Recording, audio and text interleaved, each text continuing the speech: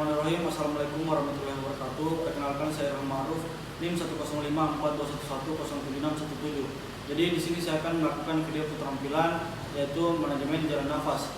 Jadi manajemen jalan nafas ini adalah suatu tindakan yang dilakukan untuk mengatasi suatu gangguan jalan nafas. Nah, ini sehingga ini bisa menjamin gangguan jalan nafas yang diatasi, menjamin pertukaran oksigen dan juga CO2 ketika melakukan pernafasan. Jadi di sini sebelum saya melakukan tindakan, saya akan melakukan persiapan alat dan bahan terlebih dahulu. Yang pertama di sini alat dan bahannya ada manikin dewasa, kemudian ada collar neck, kemudian ada hand sanitizer ataupun wastafel, dan juga ada oropharyngeal tube, kemudian ada nasopharyngeal tube, kemudian ada kasa steril, kemudian ada selang suction, kemudian ada tabung oksigen yang sudah disambungkan dengan ambu bag. Nah, kemudian ada endotracheal tube dengan styletnya, kemudian ada juga spoid, nah, kemudian ada juga laryngoscope, handscoon, masker sebagai pelindung diri, dan juga ada lubrikan gel, plaster, dan juga gunting, dan juga ada stetoskop.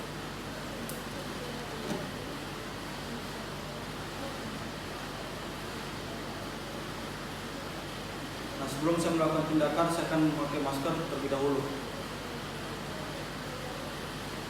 Dan juga mempersiapkan meja pemeriksaan.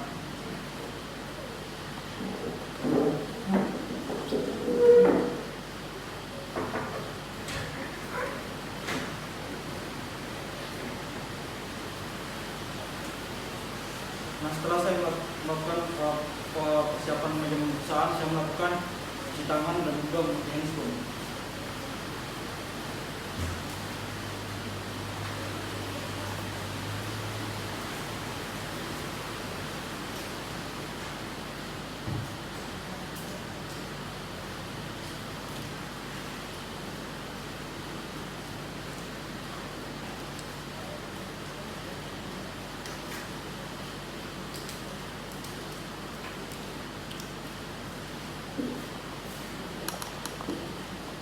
Jadi yang pertama-tama setelah ada pasien dewasa, kita yang pertama melakukan initial assessment terlebih dahulu dengan menggunakan ABC, airway, breathing, dan juga circulation. Airway-nya ini kita lihat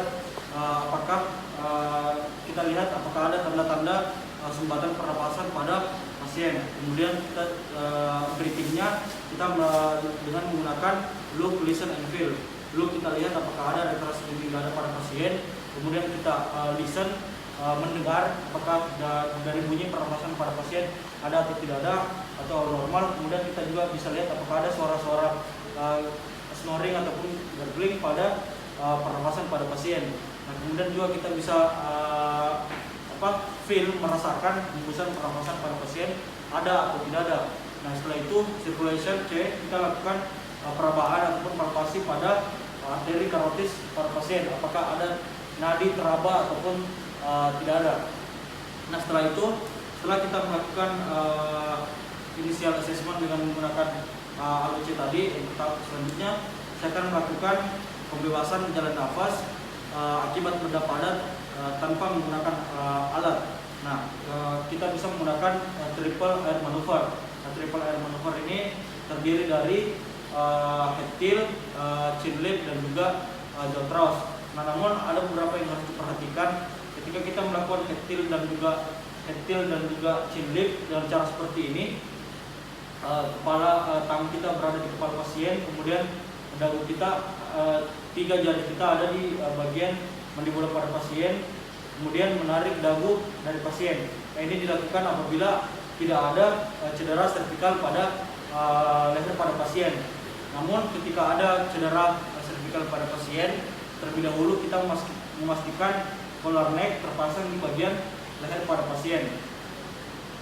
Nah, setelah itu, apabila ada cedera servikal pada pasien, kita bisa menggunakan manuver jaw thrust dengan cara 4 jari kita berada di bagian mandibula pada pasien, kemudian kedua ibu jari kita menarik dagu bawah dari pasien. Nah, setelah kita melakukan pembebasan jalan nafas akibat benda padat tanpa menggunakan alat, selanjutnya kita menggunakan pembebasan jalan nafas akibat benda padat dengan menggunakan alat. Nah, adapun alatnya itu yang pertama yang kita gunakan adalah ada oropharyngeal tube dan juga nasopharyngeal tube. Nah, di sini yang pertama oropharyngeal tube kita tentukan ukurannya dengan cara mengukur dari ujung mulut hingga telinga pada pasien. Nah, kemudian setelah kita menentukan, kita memasukkan oropharyngeal tube di mulut pada pasien dengan arah ke atas, kemudian kita masukkan, kemudian kita melakukan manuver rotation dengan derajat 180 derajat. Nah, kemudian kita dorong masuk oropharyngeal tube-nya. Nah, selanjutnya kita menggunakan nasopharyngeal tube. Nah, di sini kita perhatikan apakah ada cedera di wajah atau tidak. Jika ada cedera pada wajah atau tidak, jika ada cedera pada wajah, kita tidak bisa menggunakan nasopharyngeal tube. Tapi kalau tidak ada, kita bisa menggunakan.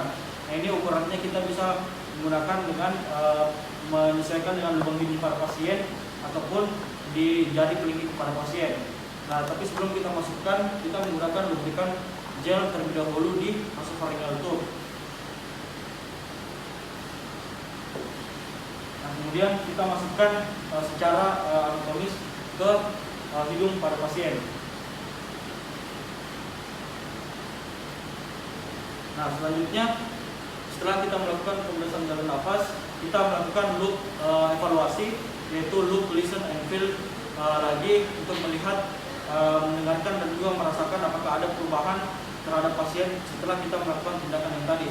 Nah, kemudian kita melakukan pembebasan jalan nafas akibat benda cair. Yang pertama, tanpa alat, kita bisa cuma menggunakan kasa steril, kita golongkan di jari telunjuk dan juga jari tengah pada pasien. Nah, kemudian kita mengusap pada mulut pasien dengan cara seperti ini. Nah, setelah itu kita juga kalau sumbatannya terlalu dalam, kita bisa menggunakan selang suction yang sudah disambungkan dengan alat penghisap. Nah, di sini kita bisa langsung masukkan ke mulut pada pasien yang sudah disambungkan dengan alat penghisap tadi. Nah, selanjutnya kita melakukan loop listen and feel lagi untuk melihat, mendengarkan dan juga merasakan apakah ada perubahan dari pasien ketika kita sudah melakukan tindakan tadi.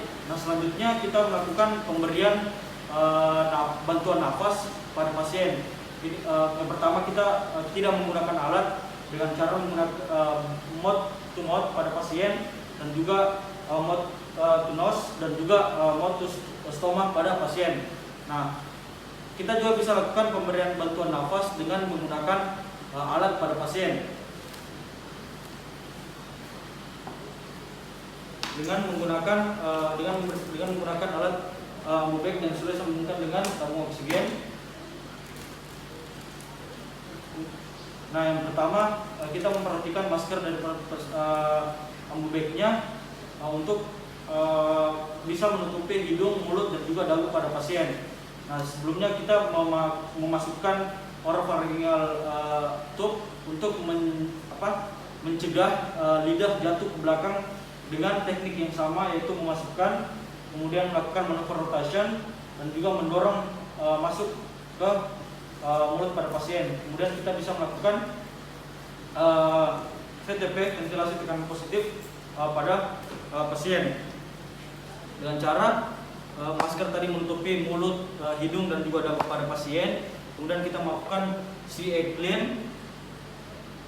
di mana ibu jari dan telunjuk berada di bagian hidung pasien, kemudian 3 jari lainnya berada di bagian mandibula pada pasien. Kemudian kita lakukan pompa, ini dilakukan 12 liter per menit. Nah, ini dilakukan jika penolong cuma 1. Tapi kalau penolong 2, penolong yang lainnya bisa meletakkan kedua tangannya seperti ini di bagian pasien dan juga yang melekat pada masker.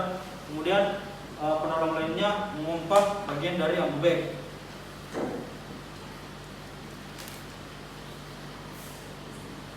Nah, selanjutnya kita melakukan evaluasi kembali dengan cara look, listen, and feel. Apakah ada perubahan setelah kita melakukan tindakan tadi? Nah, selanjutnya kita akan melakukan pembebasan jalan nafas pada pasien dengan menggunakan alat, yaitu laryngoskop, kemudian ada endotracheal dan juga spoid beserta styletnya. Nah, yang pertama kita pastikan laryngoskopnya lampunya menyala, itu berarti alatnya berfungsi dengan baik. Nah, kemudian kita mengecek apakah endotrachealnya berfungsi dengan baik dengan cara memasukkan udara pada endotracheal tube dengan menggunakan spoid. Nah, apabila ada gelembung yang balon atau gelembung ataupun udara di dalamnya, itu menandakan alatnya berfungsi dengan baik. Kemudian kita masukkan styletnya ke dalam endotracheal tube. Kemudian kita bentuk menjadi stick seperti ini. Nah, kemudian kita gunakan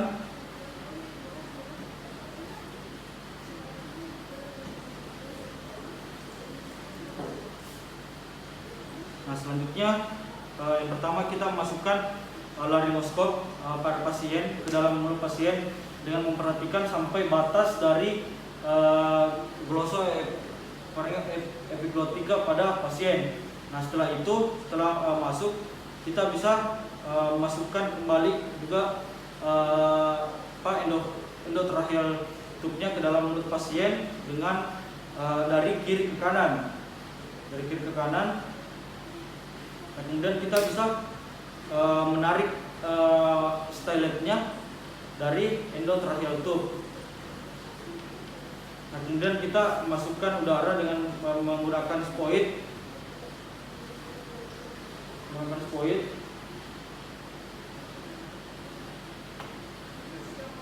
kemudian selanjutnya setelah kita masukkan, kita melakukan memberikan VTP ataupun ventilasi tekanan kita menyambung ambubek dengan endotracheal tube. Kita menyambung dengan endotracheal tube. Nah, kemudian kita memberikan ventilasi tekanan positif pada ambubek pada pasien dengan memompa. Nah, kemudian kita bisa setelah kita memompa, kita mengevaluasi, mendengar apakah endotracheal tube sudah masuk ke bagian bagian yang sudah ditentukan. Nah, kemudian kita melakukan auskultasi di bagian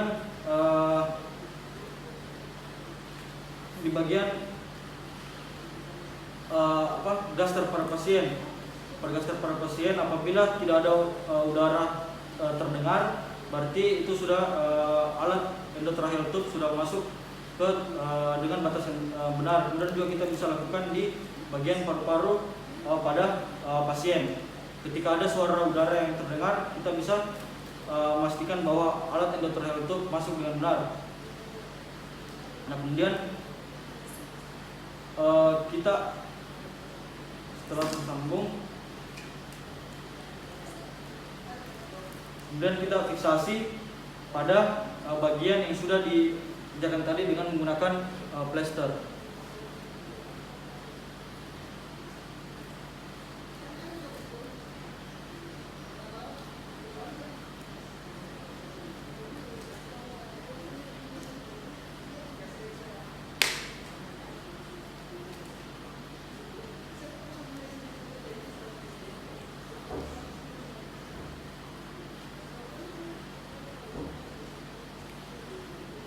Nah, setelah itu kita mengganti laryngoskopinya dengan menggunakan oropharyngeal tube. Kemudian kita melakukan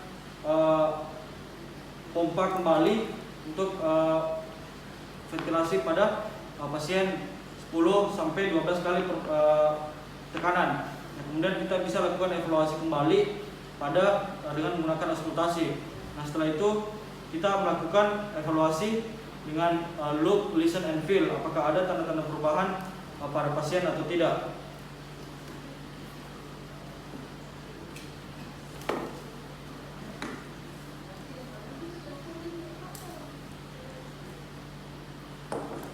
Nah, selanjutnya saya akan melakukan pembebasan jalan nafas akibat benda asing pada pasien. Nah, ini apabila pasiennya tidak sadar, kita bisa melakukan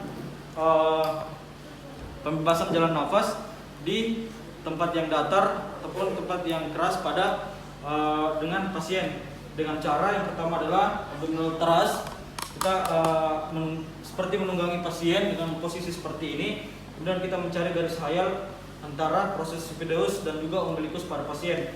Kemudian kita memberikan hentakan atau penekanan pada pasien dengan kedua tangan.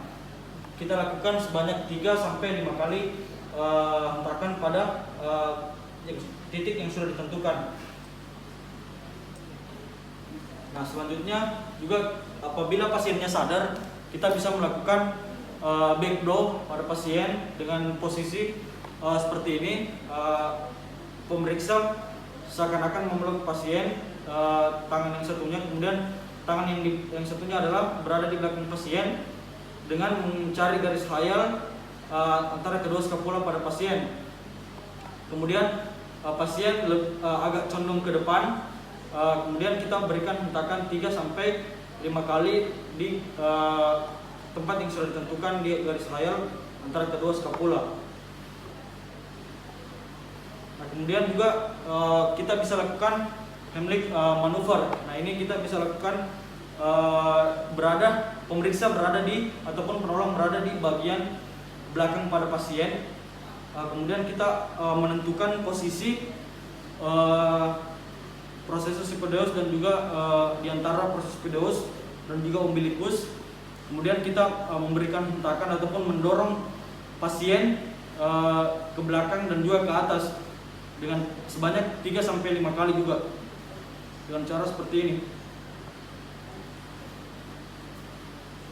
Nah, itulah tadi proses pemberian pembebasan jalan nafas pada pasien akibat benda asing. Selanjutnya kita membereskan meja pemeriksaan.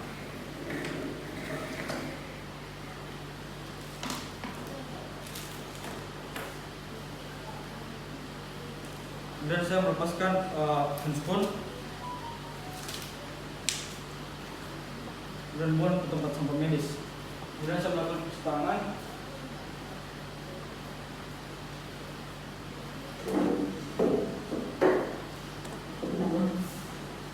Nah, itulah tadi keterampilan metode pembebasan jalan nafas ataupun pengelolaan pembebasan jalan nafas pada pasien-pasien akibat beberapa gangguan nafas.